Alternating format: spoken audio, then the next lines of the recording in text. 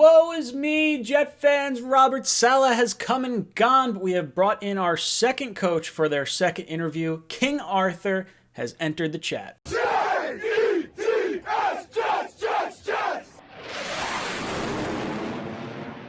All right, guys, I know you guys are upset. We had the opportunity to get the coaching equivalent of The Rock, and we wind up with chubby Nick Cage. If you're asking me, we're downgrading. We're taking our step down a rung on the ladder on the adorableness of our head coach. No, I'm obviously kidding. Look, Arthur Smith, I'm happy this is going to be a second interview for us because I like Arthur Smith. I like the offense that he runs. I like that he's got offensive and defensive knowledge. He was a defensive quality control coach for a little bit, and then he's been tight ends coach and then offensive coordinator, all this stuff with the Titans.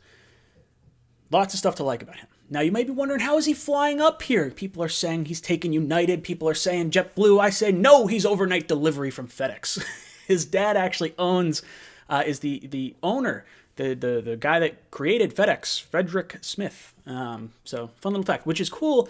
I actually like this part about Arthur Smith because he doesn't really let people know who his father is. He likes to blaze his own trail, and a lot of people on the Titans actually had no idea this was the case too. So it's a little interesting. One of the quotes that I saw him bring up, he talks about how much he enjoyed the relationship with his dad and everything. They talk all the time. They talk every week, but he never considered his dad's success his success. So having that sort of, I guess if you have a CEO in the family, maybe you take on some CEO genes. That's kind of cool, but that's what we're looking for. So offensive and defensive sides of the ball covered. I like that. I like that he's a CEO type head coach. I guess I like the offensive side of the ball. That's kind of nice. Aside from that, what is he going to bring to the team? So offense-wise, I've heard rumors that there's going to be the same offensive coordinators that Saleh was looking at, mainly McDaniel and LaFleur from the 49ers. It seems like those guys, between Saleh, Arthur Smith, and Staley, they're going to be competing for them. So it actually may benefit the Jets to try and get a head coach in sooner so they can actually try to get a offensive coordinator in here a little bit faster. We're going to have to pay them a lot of money, I think, since there's going to be a lot of competition between the two guys. So what does it mean for the Jets? What does it mean for Sam Darnold? That sort of thing.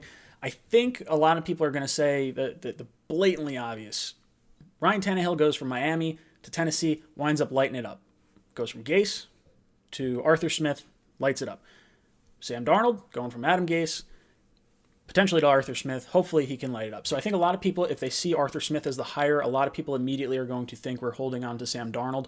I don't necessarily disagree. I think there's probably a higher likelihood that we go that route because I think he may want to build around the team a little bit more.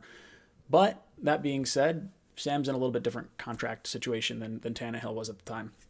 So what does it mean? I still don't know. I have no idea what we're doing with Sam. But what is cool is I do like that he was a tight ends coach. I was a big fan of Delaney Walker when he was, in his prime. And I think with Arthur Smith being a tight ends coach at one point, maybe Herndon can actually kind of turn it around. And I'd really like to see that because we have one more year with him before we have to decide if we're going to pay him or let him walk. So I like that. Free agent-wise, Corey Davis, wide receiver for the Titans, is going to be a big name to look out for if we do get Arthur Smith. He's kind of under the radar in this free agent class because you got guys like Juju Smith-Schuster, Chris Godwin, Kenny Golladay, Allen Robinson, like literally all these big names. And then you got Corey Davis, who's like a little bit, he underwhelmed initially when he got into the league as a very high pick, and last year had himself a really nice season. So I wouldn't be shocked if the Jets decided to try and bring him in here.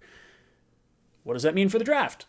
Well, the draft, we were talking about Najee Harris at pick number 23 or 34. I think if he comes in, he may want to emulate what we saw in Tennessee, and maybe we decide to roll with Najee Harris and create a ground and pound type team.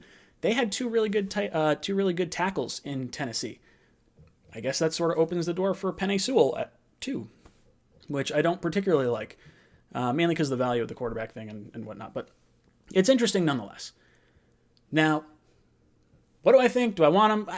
I'm happy. I'm cool with it. I have no problem. Like I've been saying the whole time, I trust in Joe Douglas. I trust his judgment.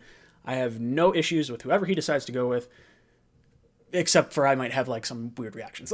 like this guy, it's not as exciting as Sal. Like he doesn't scream to me as like a culture changer. like Saleh would. Like, I think guys would really want to like run through a wall for Saleh. With Arthur Smith, I think they're going to respect him a lot, and I think they're going to buy into his system, but it just may be a little different kind of coaching mentality. But any guy that sits like this during an interview, got to have some big stones. I love it. Guys, let me know what you think of Arthur Smith down below in the comments. Do we end up hiring him? Do you think we bring in, some more guys for second interviews? I don't know. I don't know what to make of it. Guys, let me know your thoughts in the comments down below. And as always, go Jets.